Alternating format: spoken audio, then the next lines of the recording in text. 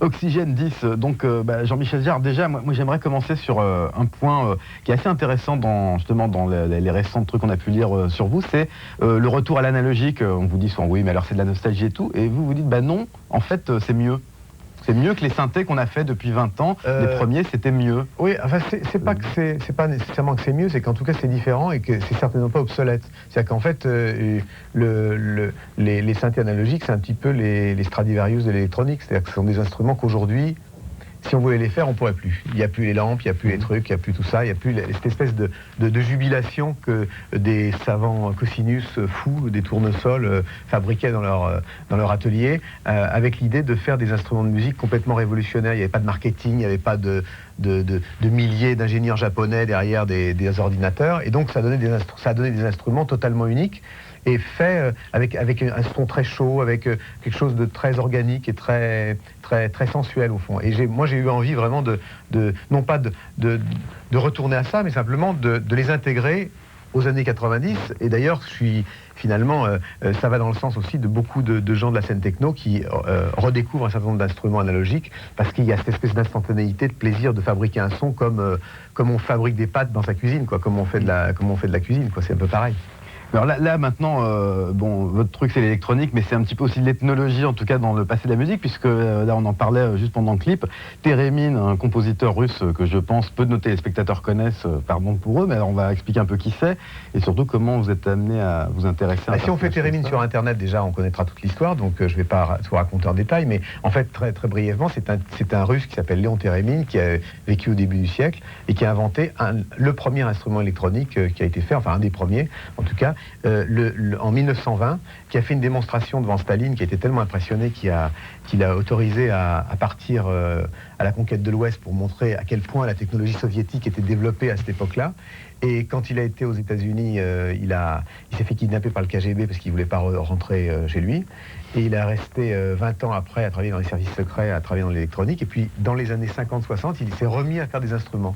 Et c'est un instrument assez particulier qui a un look un peu de poste de radio des années 30, avec une antenne verticale et une antenne horizontale. En fait, quand on approche les mains de ces antennes, d'une manière assez magique, c'est un problème de polarisation, quoi. Il y a une antenne qui contrôle le volume et l'autre qui contrôle la hauteur. Ce qui fait qu'on a un son qui est un peu un son de soprano, de voix d'opéra, comme ça. Et en bougeant les mains sur les antennes, on arrive à des vibratos, mais très fins. C'est un instrument que Stravinsky a utilisé, qu'on a entendu aussi chez les Beach Boys dans Good Vibrations, qui est dans le break de Good Vibrations, c'est ce qu'on entend. Et c'est un instrument qui est vraiment super, parce qu'il y a vraiment un côté, c'est rare les instruments, les synthés, où on a une implication physique dans le jeu, quoi. Et je m'en sers sur scène aussi, et c'est un instrument très, très marrant. Térémine, l'électronique mystique. On en reparle dans quelques instants, mais auparavant, quelques images d'un événement tout à fait exceptionnel qui a eu lieu pas très loin de chez nous. C'était à Moscou, avec 3 millions de personnes, même plus, selon la police et les organisateurs. C'était Jean-Michel Jarre à Moscou. On regarde.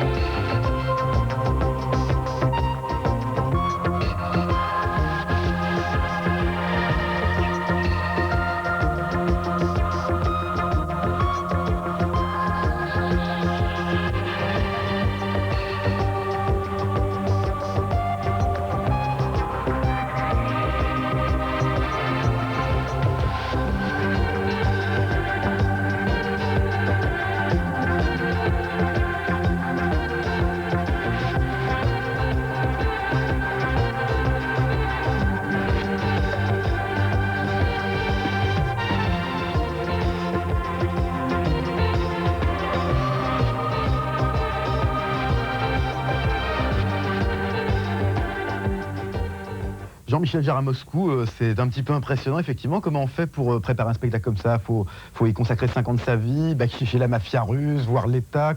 Comment ça se passe? Ça doit être incroyable à monter, rien que l'idée de le monter. C'est-à-dire que c'était au départ une commande de la ville, et moi je me disais, bon, ça va être... c'était un coup de la ville, je ne sais pas ce qu'ils veulent faire. Je suis arrivé à Moscou, je n'étais pas allé depuis quelques temps, et j'ai vu une ville qui était la ville où il fallait être, quoi. C'est la ville aujourd'hui, c'est comme Tokyo il y a quelques années, ou les États-Unis, j'imagine, il y a une trentaine d'années. C'est-à-dire un endroit où tout se passe, le meilleur et le pire, tous les excès. Alors effectivement, on parle de la mafia, mais on a tort de parler que de ça, parce qu'il y a bien d'autres choses qui se passent. C'est le grand thème, même les films américains, non, c'est la mafia russe, quoi. Oui, c'est la mafia russe, c'est toujours le méchant, c'est le syndrome du méchant. Maintenant, il n'y a plus le rideau de fer, mais on garde quand même le côté syndrome KGB, guerre froide, etc.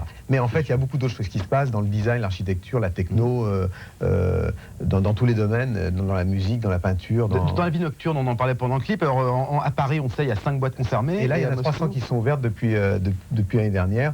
Il y a une boîte géniale qui s'appelle le Titanic, qui est une boîte sous un stade, où on rentre avec une porte, genre porte de bathyscaphe blindée, et où dedans, il se passe des choses carrément démente, et où d'ailleurs la techno russe sévit, et une très très bonne techno russe. Il y a plein de DJ, il y a plein de choses qui se passent intéressantes.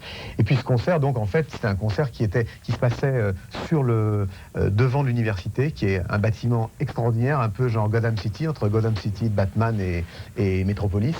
Et en fait, tout le concert s'est passé devant une esplanade qui domine en plus tout Moscou, donc il y avait effectivement beaucoup de monde.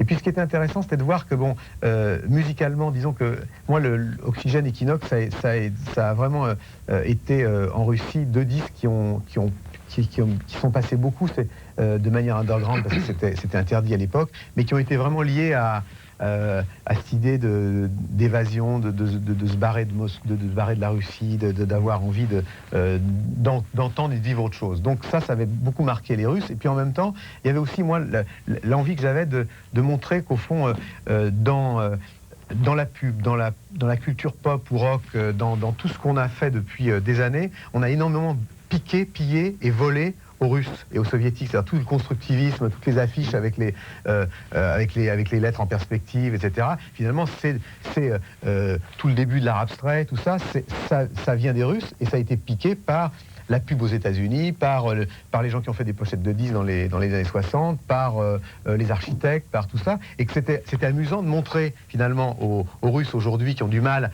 à se réconcilier avec leur passé, qu'en fait tout ça, ça leur appartient, mais de leur montrer, de leur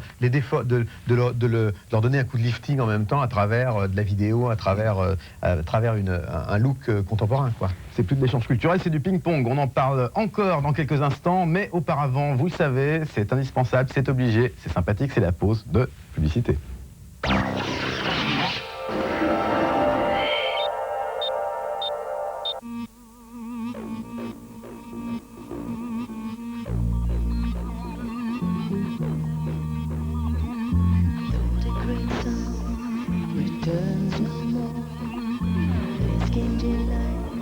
In what we have, we're riding pebbles on the shore under the receding rain.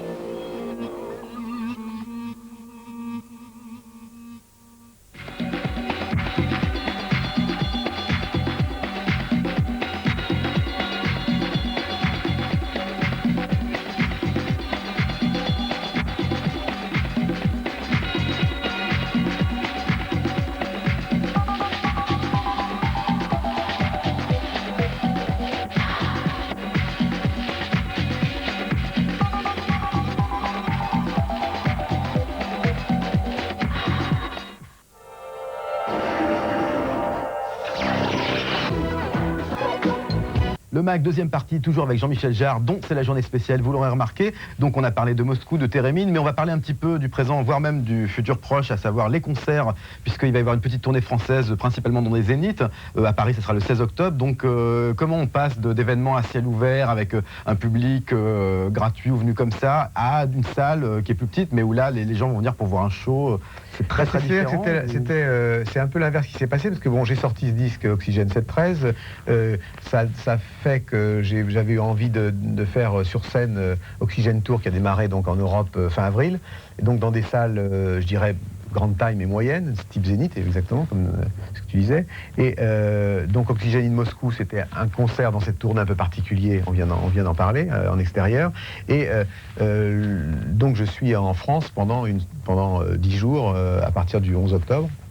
Je fais cette ville, et avant de repartir sur les autres pays. Et en fait, le changement, ça a été de se retrouver à l'extérieur après avoir fait déjà 40 dates à l'intérieur. Et je me sentais comme un débutant par rapport à ça. C'est ma première tournée en salle, et c'est deux choses complètement différentes, évidemment, mais qui se rejoignent quand même par cette espèce de côté, disons, ces concerts en intérieur sont tous différents. Par exemple, les 7 concerts que je vais faire en France, il y en a chaque soir, c'est un peu différent à cause de la vidéo, à cause de la musique, des morceaux qui changent. Enfin, j'aime bien c'est une habitude d'avoir fait des concerts uniques, mais ça m'emmerde un peu de faire toujours la même chose tous les jours. Donc voilà, j'aime bien aussi déstabiliser un peu les gens en se disant 1 heure avant, tiens, on change 2-3 morceaux, comme ça les gens dorment pas, tout ça c'est mieux, quoi.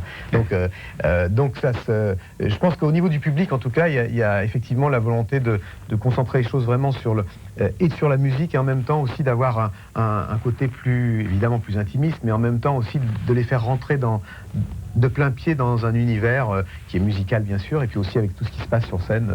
En même temps, de venir en France, j'ai un peu les jetons, parce que c'est un peu comme aller dans sa famille, quoi. Surtout je commence par Grenoble, moi je suis lyonnais, donc... Bon, c'est toujours plus difficile voilà. chez soi. Mais en tout cas, ça va se passer. On replonge un petit peu dans le passé. C'était il y a quelques années, souvenez-vous, formidable. Oxygène 4, les Pingouins, etc., etc. Comment ça se passe quand on a, comme c'est votre cas, 20 ans de carrière, de disques, de concerts? Qu'est-ce qui reste finalement dans tout ce temps-là? Parce que là, j'ai consulté votre review avant de venir. C'est vrai que y a énormément de choses. Qu'est-ce qui reste Des fragments de choses, des images, des sons.